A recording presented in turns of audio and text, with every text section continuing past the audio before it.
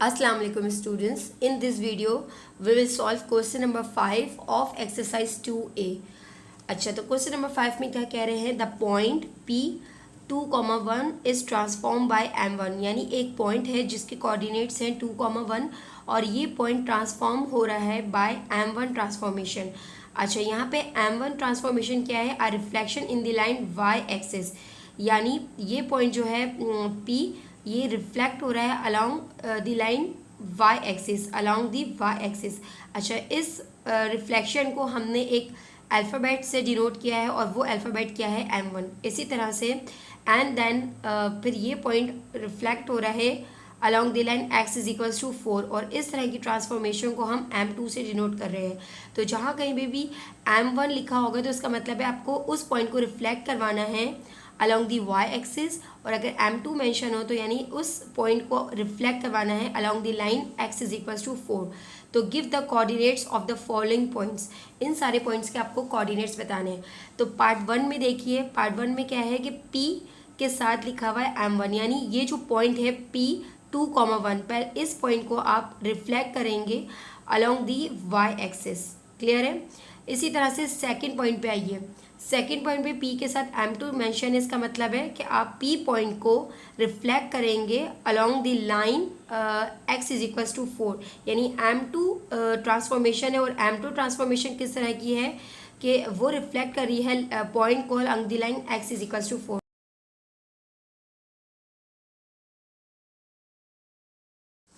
तो चलिए अपने क्वेश्चन को स्टार्ट करते हैं। यहाँ मैंने क्वेश्चन नंबर 5 को लिख लिया है और यहाँ मेंशन कर दिया है कि m1 रिफ्लेक्शन है इन दी y एक्सिस पे और m2 जो है वो रिफ्लेक्शन है इन दी x इज इक्वल्स टू 4 पे। तो सबसे पहले हम पार्ट 1 स्टार्ट करते हैं। यहाँ पे पार्ट 1 में मेंशन है कि m1 ट्रांसफॉर्मेशन आपको अप्लाई करनी है ऑन दी पॉइंट 2,1, यानी m1 ट्रांसफॉर्मेशन और किस पॉइंट पे अप्लाई करनी है 2,1 पे। तो इसके बाद जो इसकी इमेज फॉर्म्ड होगी उसके कोऑर्डिनेट्स क्या होंगे। तो यहाँ ग्राफ पे आइए, मैंने ग्राफ में स्केलिंग किस तरह से ली है, 1 small square box is equals to 1 unit, यानी हर एक small square box along x axis 1 unit show कर रहा है। इसी तरह से on the y axis 1 small square box is equals to 1 unit और y एक्सिस पे भी सेम स्मॉल स्क्वायर बॉक्स जो है वो 1 यूनिट शो कर रहा है। अब सबसे पहले आपको पॉइंट P को लोकेट करना है जो कि है 2,1 को आप लोकेट करें और इस पॉइंट पे ट्रांसफॉर्मेशन अप्लाई कर दें। और वो ट्रांसफॉर्मेशन कैसी है कि वो पॉइंट रिफ्लेक्ट हो रहा है इन दी लाइन y एक्सिस के। तो सबसे पहले पॉइंट P है 2,1, तो 2,1 क्या होगा, 2 अलोंग x एक्सिस और 1 along y axis from the origin.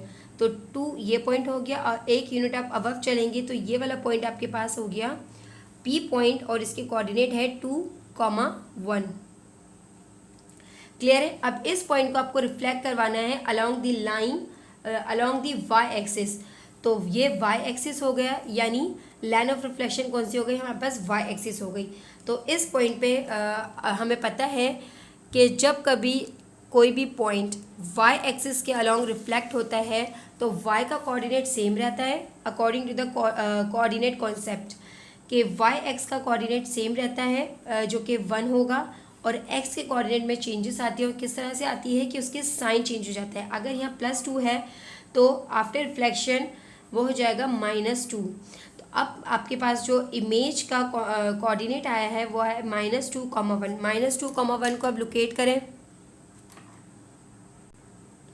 Graph पे आइए। -2,1 कहाँ होगा, -2 अलोंग x एक्सिस और 1 अलोंग y एक्सिस। तो -2 और 1 यूनिट अबव चलेंगे तो ये पॉइंट जो आएगा ये आपके पास होगा m1 ट्रांसफॉर्मेशन का और इसके कोऑर्डिनेट्स होंगे -2,1।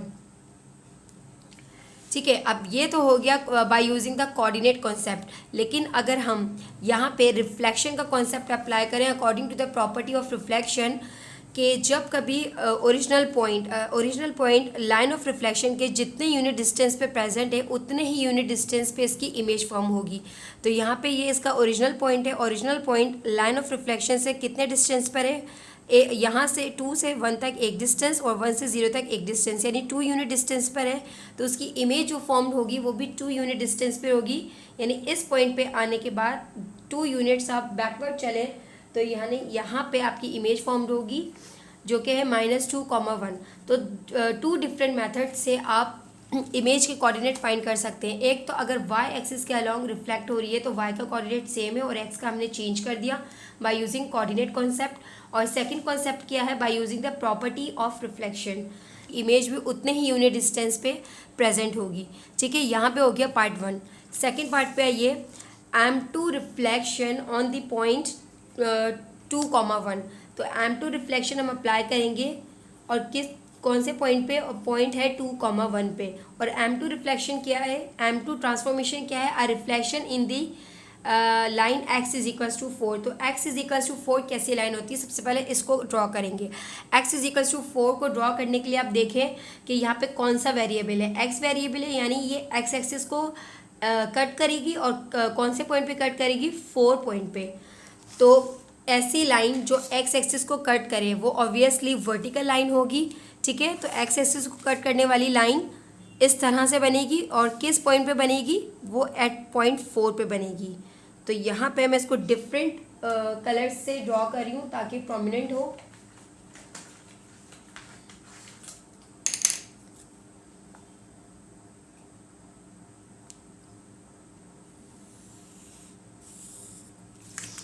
ये लाइन हो गई x इज इक्वल्स टू 4। इसी तरह से अब जो P पॉइंट है, इस पॉइंट को आप रिफ्लेक्ट करेंगे along the line x is equals to 4। अब x इज इक्वल्स टू 4 ये वाली लाइन हो गई, यानी लाइन ऑफ रिफ्लेक्शन इस तरह की लाइन हो गई। अब इसके लिए मैं कोऑर्डिनेट्स वाले मेथड से बेटर है कि प्रॉपर्टी ऑफ रिफ्लेक्शन अप्लाई करूं। प्रॉपर्टी ऑफ रिफ्लेक्शन क्या कहती है कि जो ओरिजिनल पॉइंट है वो इस लाइन ऑफ रिफ्लेक्शन से कितने यूनिट डिस्टेंस पे प्रेजेंट है, जितने यूनिट डिस्टेंस पे वो प्रेजेंट होगी उतने ही यूनिट डिस्टेंस पे उसकी इमेज फॉर्म होगी। तो ये यहाँ से 1 2 यूनिट डिस्टेंस पर है तो उसकी इमेज 1 और 2 यूनिट डिस्टेंस पे ही फॉर्म्ड होगी। यानी ये वो पॉइंट होगा कि जहाँ पे इसकी इमेज फॉर्म्ड होगी। और ये इसको मैं डिनोट कर रही हूँ M2 से।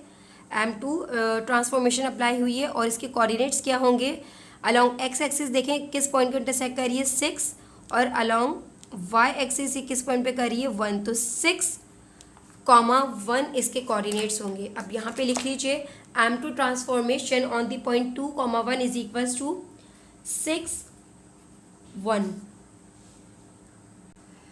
इसी तरह से थर्ड पॉइंट पे आइए। थर्ड पॉइंट पे कह रहे हैं कि M1 transformation then M2 transformation then the point P 2,1। तो इस तरह की अगर ट्रांसफॉर्मेशन गिवन हो, इस तरह की एक्सप्रेशन में जो मोस्ट इनर पार्ट होता है वो सबसे पहले परफॉर्म होता है। तो मोस्ट इनर कौन सी ट्रांसफॉर्मेशन है, M2 ट्रांसफॉर्मेशन।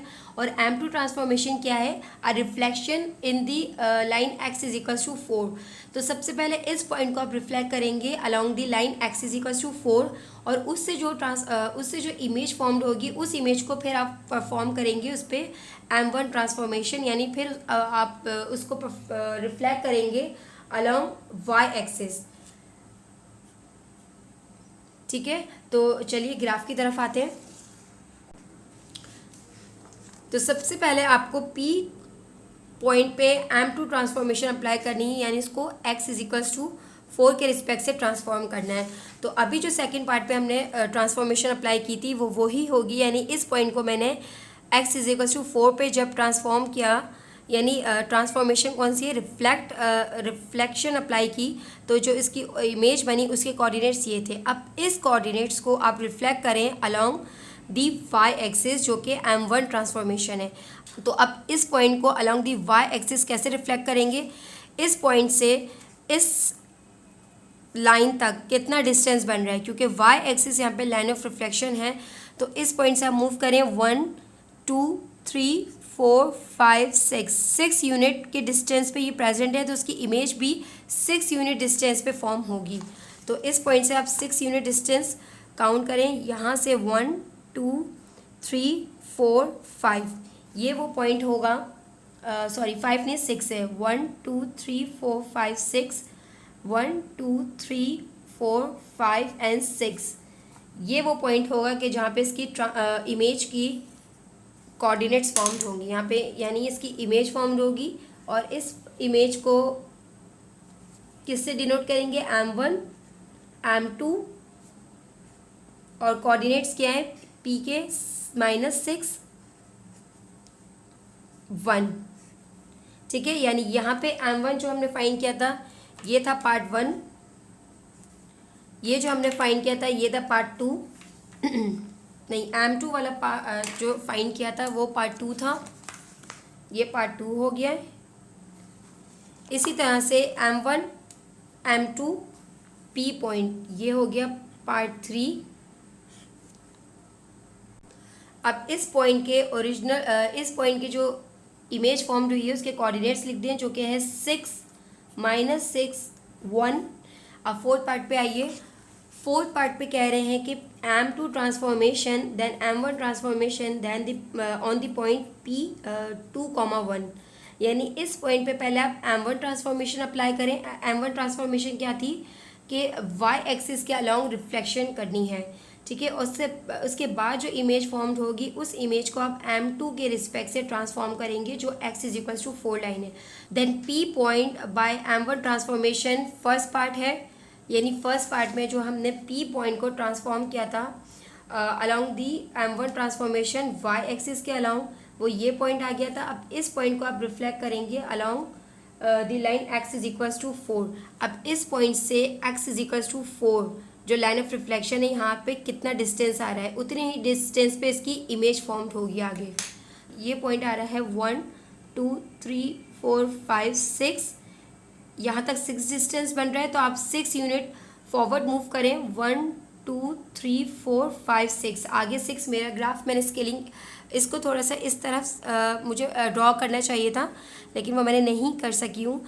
तो आप यहाँ से देख लीजिए, यहाँ से यहाँ तक जितना डिस्टेंस आ रहा है उतना ही डिस्टेंस यहाँ से इस लाइन ऑफ रिफ्लेक्शन से आगे फॉरवर्ड मूव करेगा, यानी यहाँ से यहाँ तक 6 है, तो 6 यूनिट डिस्टेंस पे इसकी इमेज फॉर्म्ड होगी। उसके कोऑर्डिनेट्स मैं आपको बता देती हूँ। तो जो फोर्थ पार्ट के कोऑर्डिनेट्स आ रहे हैं इमेज के वो आ रहे हैं 10,1। क्लियर है, ये आपका यहाँ पे आंसर हो गया है।